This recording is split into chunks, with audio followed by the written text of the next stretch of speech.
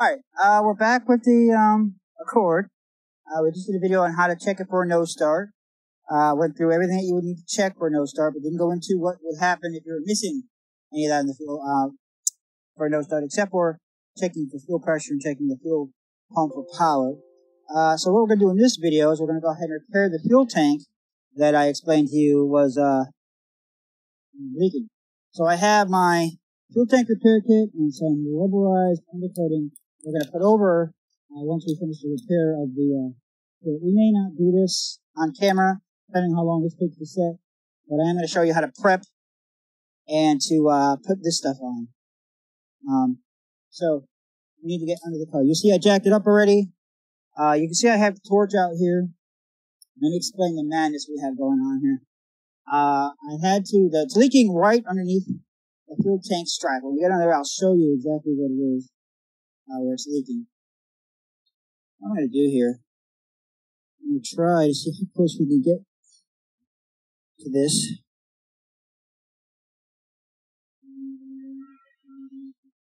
Just got a pen of the car, of the whole, yellow. So I'm going to go ahead and just patch up a bit. See if we can get this camera to a point where you can kind of sort of see, at least see me and the car.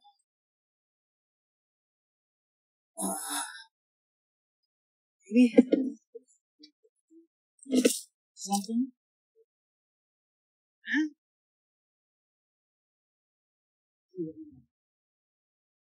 You should be able to at least see me.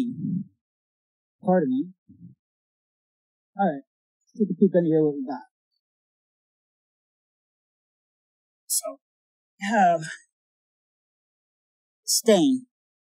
You can see the gas was coming out right here. The gas tank strap that was right here. That was put in there with a bolt and a captured nut on this side. I used a 14 millimeter to bang it on there. And I used my impact to tighten and loosen, tighten and loosen, tighten and loosen. It was coming. But something's going to give at some point. What gave was the welds to the nut. At that point, this was just spinning. So I have a couple of choices. I could die grind the head of the bolt off, a little tight. I could grind it off with a grinder tip, right here. Right here. And that would get it off. Because it wasn't wet fuel under here, it was dry from a couple of days. Again, I diagnosed this last week and there was no wetness here last week. So I didn't have too much fuel under here. So it wasn't like dripping fuel. Dripping fuel, I would never have done this. I put a fire extinguisher out there. I took out the torch. I lit it. And I just melted the head. You can see I didn't even damage the strap. That's just pieces of this. And I just melted the head off and then used my pry bar to pop it down. And then I was able to fish that out. And then to put it back together, what I'm going to do, I'm going to try this long bolt. It's small, isn't it? I have to see if I have a longer 8. I'll show you with the 8. I gotta get a longer 8. Thought it was an 8. 6 is too small. 6 millimeter bolt is too small. I'm talking about the size of the bolt. I'm talking about shave size. That's an 8 millimeter bolt. This is a 6 millimeter bolt. So to get this in here, I'm going to take my magnet and I'm going to fish it through the hole and up through the gap that's in here. It's in here. So now the magnet's outside here, right there. I'm going to put this bolt right onto the tip of the magnet, and I'm going to grab it and I'm going to draw it through. And you see how it just popped out like that? But I'm going to try to use a slightly longer bolt than this one. This one's just about long enough. I want to be just a little bit longer so that when I get this back up here, I can go up and on there. And then I'm going to use a nut and washer. And I'll use the gun to tighten it down. And it will friction down. To get this out, I'm just going to go through the same hole we went through to go in there. So grab it with a magnet. I'm just going to pull out for now. And set it over here for now. I'm going to find one. But that'll be later. That'll be off camera. Next thing is going to be to clean this rust spot up. This rust spot right here I'm leaking somewhere in this rust spot. I don't even know where I'm leaking. I'm assuming right there because it feels a lot thinner right there. But I'm going to end up patching this whole area right here with the patch kit. I want to go beyond my rust. And then once it cures, I'm going to then undercoat this entire area where you can see undercoating. You see undercoating here, see undercoating here, you see undercoating here, or right here. Right here, there doesn't seem to be any undercoating. I don't see any fuel stains here, so I'm assuming there's no problem over here right now. This tank is being held in by this one strap. It is empty, so I don't have to worry about that. But what I'm going to do is I'm going to clean this all off, and get all this rust out of here, and then I'm going to go ahead and open up the patch kit and patch it. Now, to clean that off, there's a couple different ways. Take some sandpaper and just sand it down until it's clean. Make sure it's nice and clean, so you know that the epoxy the kit is going to go here. Scotch-Brite will work also. And I'm going to use, and again, I wouldn't do this if I had leaking fuel. These kits can be used with a tank that's got fuel in it. But I wouldn't do this with a tank that had fuel in it, because this will probably kick out some sparks. Again, fire extinguisher there. I'm extremely brave. I'm also smart enough to know that I don't have leaking fuel inside the tank. Same reason why they don't explode with electric fuel pumps is because it's full of fuel vapor. I'm just going to go ahead and sand all the rust off and make this nice.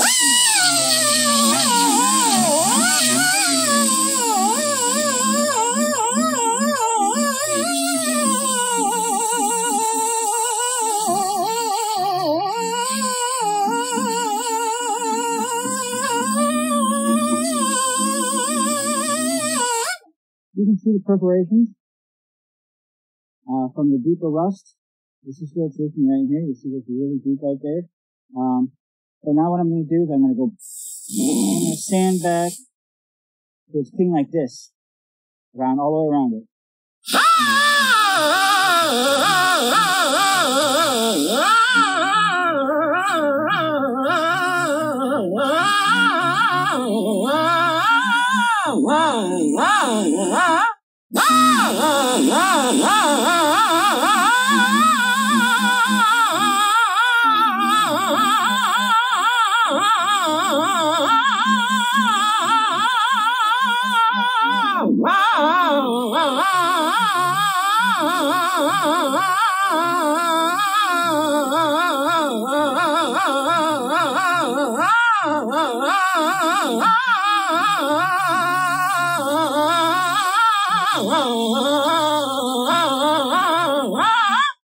Okay, this is where I'm going to patch.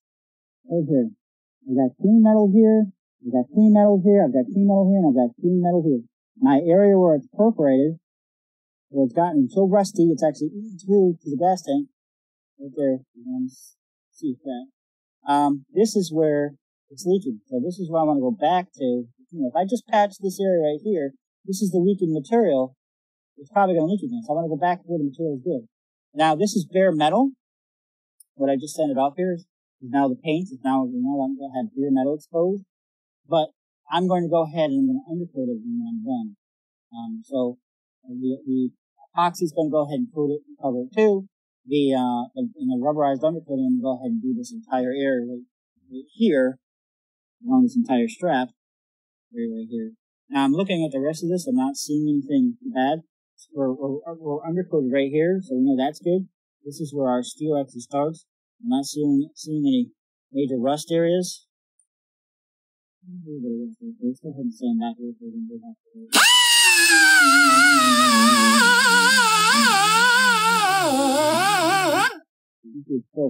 Still good metal. The rest of this is good. Let's go ahead and prepare the epoxy. Get this ready to go.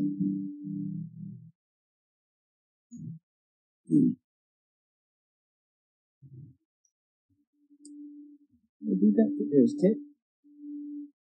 Let's go ahead and open up this kit. See what we got in here.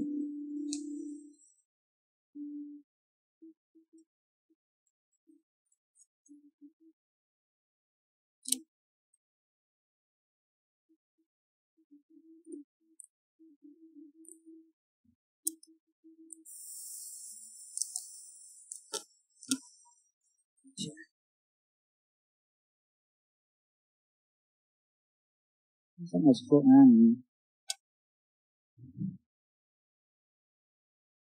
I think that's probably some glue they want to shove in there. Shove it where you actually see the hole. I think that's where that goes. Alright, so here we have the cloth that they want us to use. That was no bigger than that. The cloth that they're going to want us to use. A prep pad with alcohol in it. Clean everything off.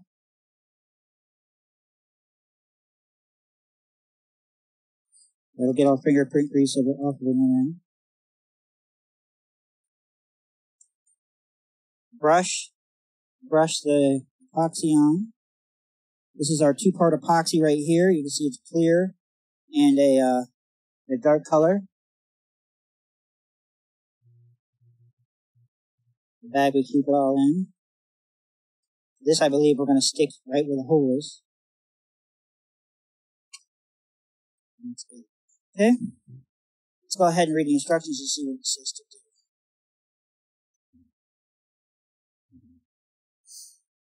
I haven't repaired a fuel tank probably in a good 20 years. Alright, remove the gas tank and vent tank. Yeah. Make sure that it's adequate ventilation. The reason why they want you to remove it is so that you don't have fuel in it. If the tank is large, drain tank and reduce liquid level to at least 2 inches below the damaged area. So again, they apparently don't want it to be in a leaking area, so you'd have to drain the tank. If I was going to drain this tank and it had fuel in it, I would take that fuel sender unit out and then use a pump to get it out. Repair damaged area by removing any oil, grease, tar, dirt, etc. from the repair area. Sand the affected area to at least 1 inch beyond the damage. Clean it with the alcohol swab. Break off the appropriate size of putty and place over the leak. Cut the fiberglass to fit within the sanded area. The resin must be mixed and applied less than 8 minutes to begin to harden. Mix the resin as follows. Burst the seams that separates the two materials by applying pressure to one side. Knead the contents from the pouch back and forth. That's pretty cool. Back and forth until mixture is a uniform color. Cut the top of the pouch and dispense the mixture to the damaged area. Spread the resin uniformly with a brush, and then place the fiberglass cloth over the resin covered area. Okay, that goes on top, and tape the edges. Okay, I see what they got going on there. So in other words, I'm going to cut this to fit. First things first. We need to clean the area with a prep pad, and we need to use enough of this to cover up those holes. Now, I've seen you can buy putty like this to seal it. But to me, the epoxy seemed like a better idea. It was only a couple bucks more. We're going to go ahead and remove my fingerprint residue and any oils off of this bare metal by taking this alcohol pad and running it along the bare metal part. And set it down and let it dry. Just get dirt in.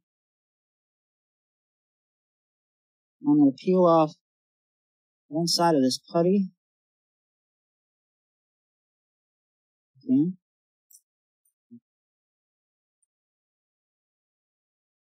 Since that was pain ass, I'm going to go ahead and peel off the other side too.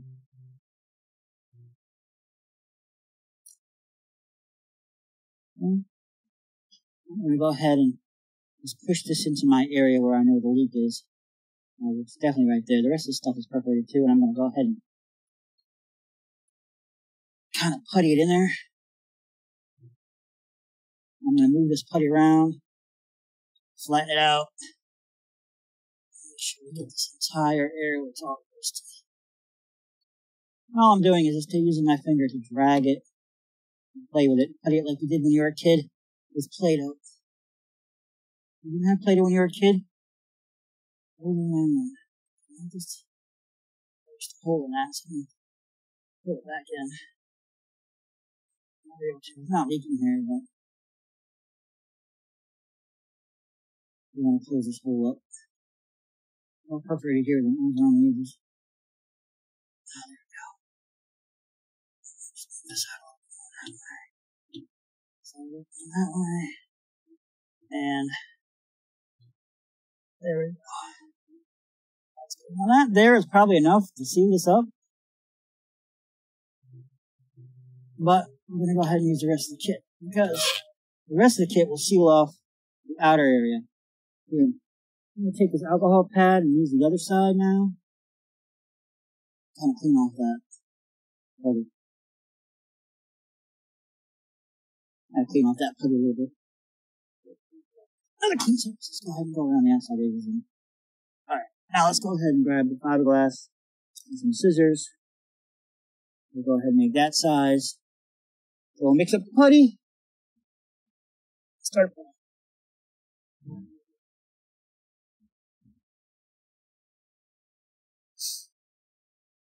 Whew. Oh, well, we had a lot of rain. I gotta drill holes in the rain. That's why it was so heavy when I emptied it the other day. Alright, okay, it came with sandpaper too. Grab this. I'm gonna grab my scissors. Go ahead and come. Is that in here somewhere? There's some really good shears. I got them from Home Depot. They'll cut through sheet metal. And paper. I got stuff that'll cut through paper. I got stuff that'll cut through paper. It won't cut through sheet metal. Alright, so this is a little wide, I think. I guess I could do that. Let's go ahead and cut it down to about here.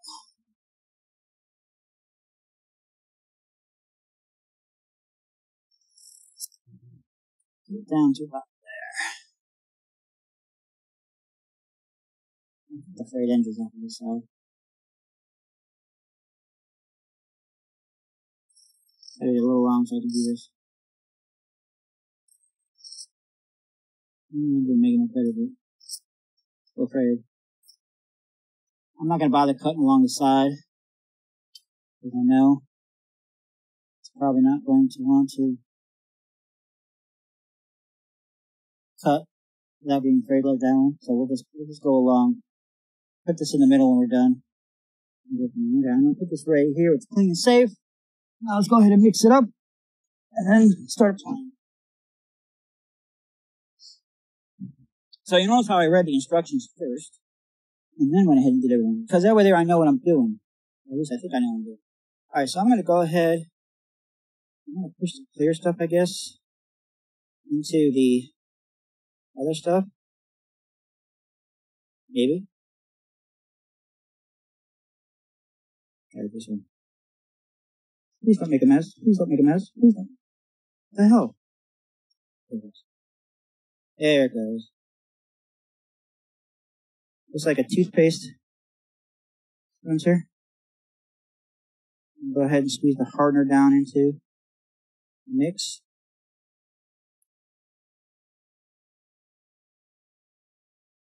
I'm going to keep it rolled up. I'm going to go ahead and mix it. I assumed it would turn gray, but no, it kind of doesn't look like it's going to turn gray. You do want to get a good clean mix on this.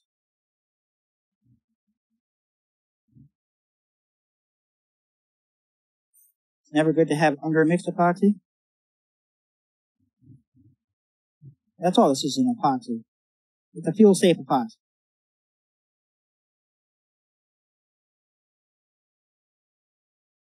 Give it a good mix. And I got it to work with it. So we're going to work kind of quick.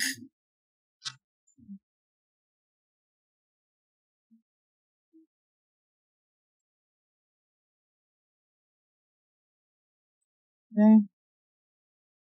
And go ahead, cut off the edge. I'm going to go ahead and kind of put it on here. Cooling off. I'm going to move this out of the way. It's fine. Go ahead and put this on here. And paint larger than the patch I'm going to make. It seems smart. Yeah, I knew that was going on my hands.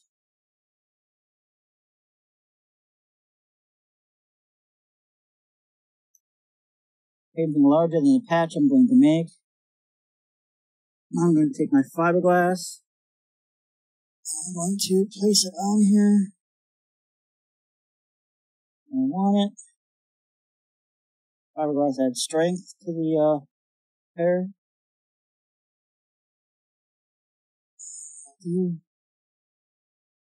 I will go ahead.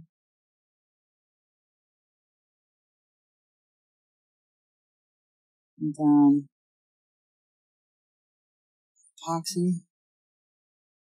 And do this like a fiberglass repair.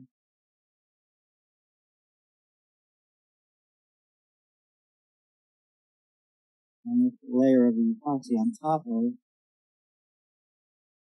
If I was doing this on a shop floor, I want to put a piece of cardboard underneath when I'm working. This epoxy will get on the floor.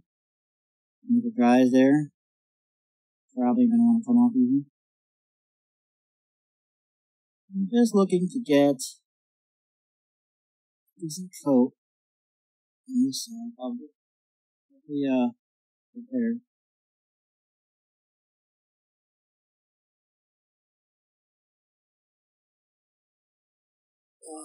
Let's get it off my hands, huh? Look at my hands. My hand, I should say. My hands are good.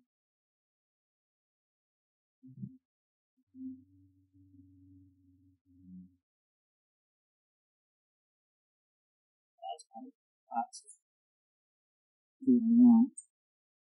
What I'm going to do now is I'm going to let it sit a couple minutes. And then I will wipe it. Throw this on the ground. Ooh, it's getting warm. I guess it would be an epoxy, huh?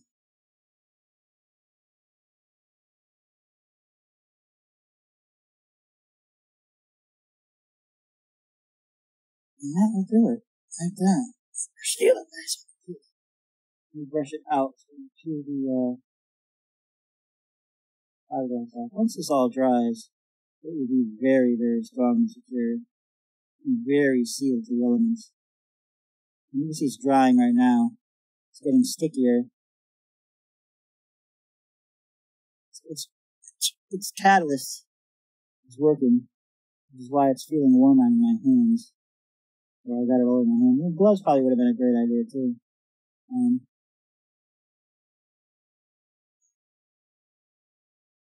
That's really all I gotta do there. Let me go ahead and get this crap off my hands before it dries. Otherwise, I'm gonna look like a jerk all week. Get this off my hands.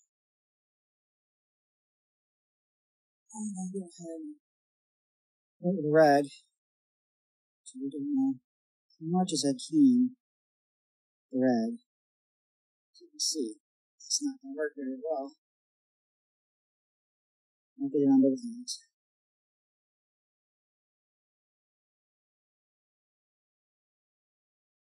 It's got the heavy on it.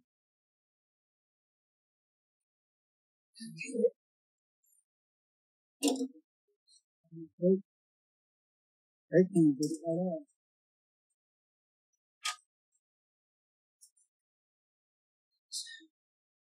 Cutting here, that'll work. That printing will probably work too.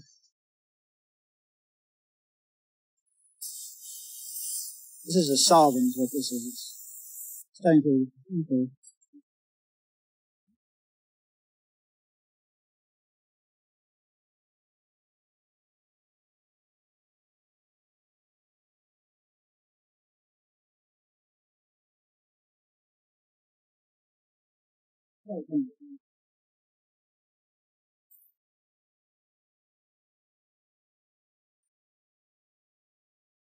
For the wear gloves.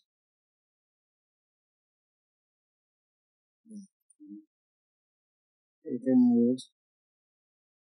Right off.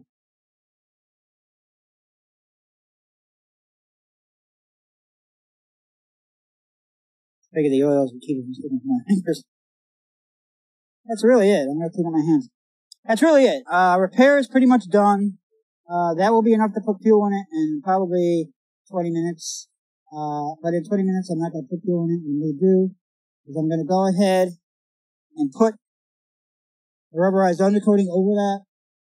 That will help seal it up.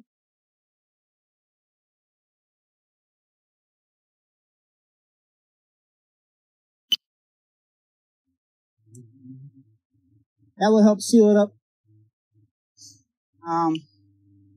That will help it get, that'll help it from getting, rusted again. Black and white, that's alright, we're almost done. That's really it. You could put it together now if you wanted to. I think I covered all the bare metal areas, but by rubberized undercoating it, you're putting an extra layer of protection on there to prevent that leak from getting any worse. This leak will work just as good as putting a new tank in there. It will last for years. The only thing is, it may start leaking from the other side. I'm not brave enough to pull the other side down, cause more problems for myself just to find out it might be fine, or it might be leaking. If it comes back leaking on the other side, then that side will have to be repaired also. You can see it's just a small spot. So I'm not too worried about it. Again, I'm not too worried. You can see my hands on this doing that. Again, gloves. Wouldn't have been a bad idea. I don't wear gloves too often. When I fix cars, I'm one of those who doesn't mind getting his hands dirty. Knows that you have to clean it somehow. Dirt does come off fingers. Your fingernails can be clean. Not a big deal. Because the rest of the stuff will come off with your hands. That's really it. Like, subscribe, comment below. This kit went pretty well. This fuel tank will be sealed. I'll fill it up with gas. I'll drive it back over to my neighbor. And they can do whatever they want with it. They can drive it around, sell it, whatever they plan to do with it. I don't know. This kit costs $12. Diagnosis for me is free because it doesn't take much to diagnose a car like this. I know it'll start, assuming that fuel pump, can build up pressure. That's the only thing we don't know yet is if the fuel pump can build up pressure. I know it spins. I can hear it spin and I'm pulling in amps. Will it actually, build up pressure? We don't know yet. I'm going to assume it does. If not, I do have a new fuel pump to put in there. I will have to remove the entire tank at that point, which at that point I'll be able to check the other strap, if that happens. I have a feeling it'll start. It's a Honda. They're pretty reliable. I don't remember ever replacing a fuel pump in a Honda. And I'm not saying that doesn't mean they ever go bad. I'm just saying I've never replaced them. I've probably worked on thousands of Hondas in my career. Which is why I found it out I ordered one. That's it. Like, subscribe, and comment below. Thank you very much. Enjoy the rest of your day.